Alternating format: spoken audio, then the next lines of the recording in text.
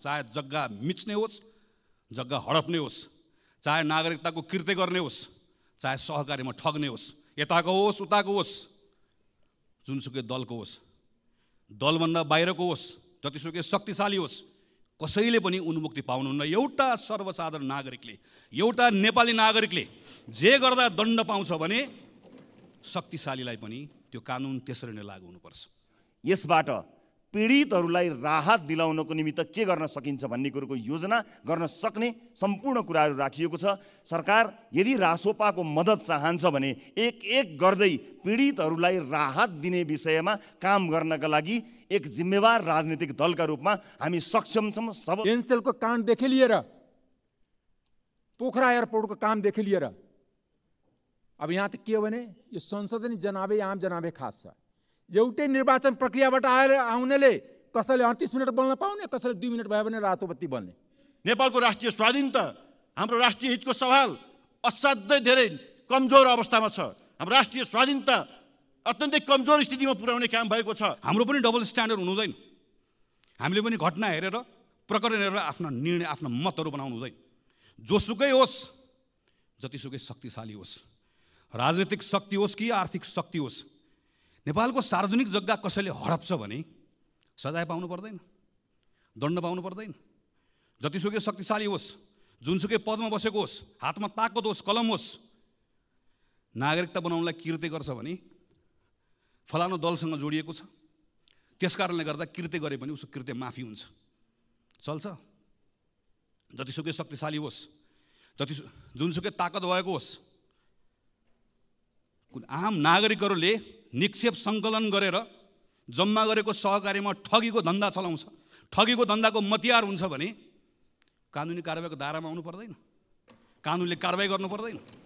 त्यसैले सुशासनको आजको दिनको मन्त्र बनेको कानुनको शासन, विधिको शासन, चाहे जग्गा मिच्ने होस्, जग्गा हडप्ने होस्, चाहे नागरिकताको कृत्य गर्ने होस्, चाहे सहकारीमा ठग्ने होस्, यताको होस् उताको होस्, जुनसुकै दलको होस्, दलभन्दा बाहिरको होस्, जतिसुकै शक्तिशाली होस्, कसैले पनि उन्मुक्ति पाउनुहुन्न। एउटा सर्वसाधारण नागरिकले, एउटा नेपाली नागरिकले जे गर्दा दण्ड पाउँछ भने शक्तिशालीलाई पनि त्यो कानुन त्यसरी नै लागू हुनुपर्छ। जुनसुकै अवस्थामा पनि, जुनसुकै अर्थमा पनि नेपाल सरकारले यो बाटो यसरी समात्दै गयो भने बल्ल एउटा विश्वासको वातावरण बनाउन सक्छ। अनि सँगसँगै राज्य भएको उपस्थितिको भरोसा दिलाउने कुरा, सुशासन सँगसँगै राज्यको उपस्थिति दिलाउने कुरा, केही विशिष्ट प्रकरणहरूका सन्दर्भमा मेरो राज्यले, मेरो सरकारले के गरिरहेको छ नागरिकले हेरिरहेको हुन्छ। हामी यो संसदमाबाट सुन्न चाहन्छौँ सम्माननीय प्रधानमन्त्रीकै मुखबाट जाजरकोट रुकुममा भूकम्प पीडितहरूको अहिले अवस्था के छ भन्ने कुरा पत्र पत्रिकामा आउन छोडे भनेर तिनका बारेमा हामीले सोच्न छोड्यौँ, हामीले छलफल गर्न छाड्यौँ, राज्यले त्यसका बारेको संवेदनशीलता गुमायो भने राज्य हुनुको अर्थ हुँदैन। हामी विपिन जोशीका बारेको कुरा यहाँ बसेर थाहा पाउन चाहन्छौँ। हामी यो बेलामा रुसमा अलपत्र परेका नेपाली युवाहरू फर्काउनका निम्ति सरकारले गरेको प्रयास अपुग भयो, अपर्याप्त भयो। त्यसका निम्ति थप काम गर्नुपर्छ। ती जसरी लगेका हुन् त्यो लानेहरू एउटा ठगलाई छाड्नु पनि हुन्न, एउटाले दण्ड पनि पाउनुपर्छ, तर तिनका निम्ति सम्पूर्ण प्रयास लाउनुपर्छ।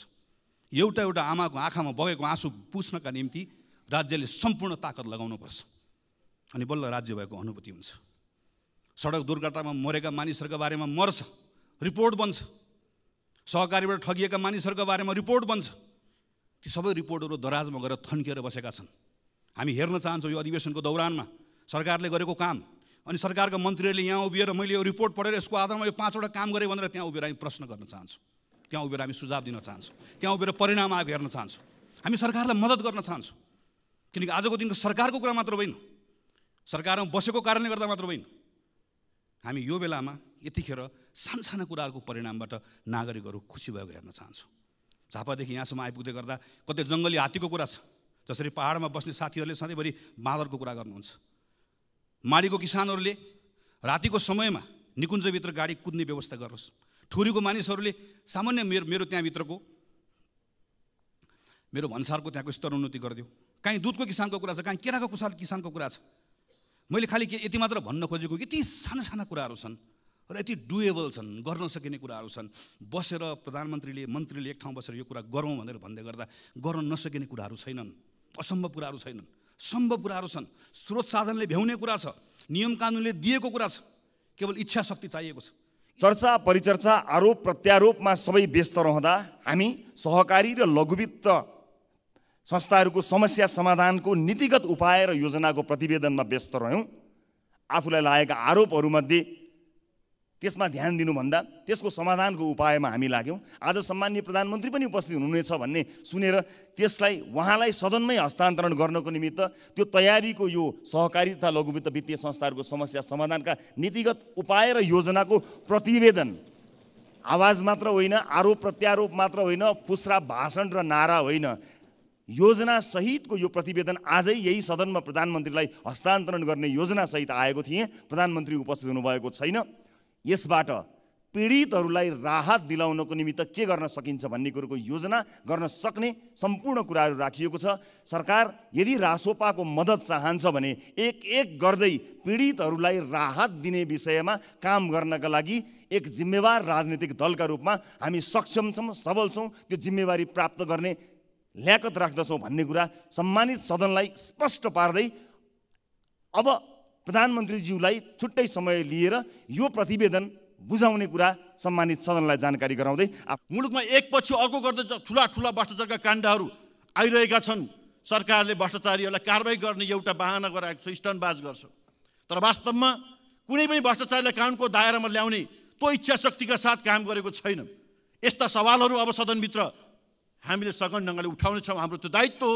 प्रमुख प्रतिपक्षको हिसाबले हामी यो कुरामा धेरै स्पष्ट भएर अगाडि आउँछौँ र हाम्रा मुद्दाहरू यी विषयले यस ढङ्गले उठाउनेछौँ भन्ने कुरा पनि मैले राख्न चाहन्छु। विकास र समृद्धिका मुद्दाहरू आज ओझेलमा परेका छन्। यी मुद्दाहरूले अब प्राथमिकताका साथ छलफलको विषय बन्नुपर्छ भन्ने कुरामा हामी दृढताका साथ उभिँदैछौँ र यो सदनमा तमाम जनताका विकासका समृद्धिका मुद्दाहरू हाम्रा प्राथमिकताका विषयहरू बन्नेछन् र त्यस ढङ्गले सदनभित्र हामी प्रस्तुत हुनेछौँ र आम जनतामा रहेको जुन व्याप्त भएको निराशा छ यो निराशाबाट जनतालाई माथि उठाएर आशा जगाउने काम प्रमुख प्रतिपक्षी दलको हैसियतले हामीले गर्नेछौँ। हामी त्यस हिसाबले लाग्ने गरी हामी तयारीका साथ यहाँ सदनमा प्रस्तुत हुने कुरा पनि मैले यहाँको बिचमा राख्न चाहन्छु।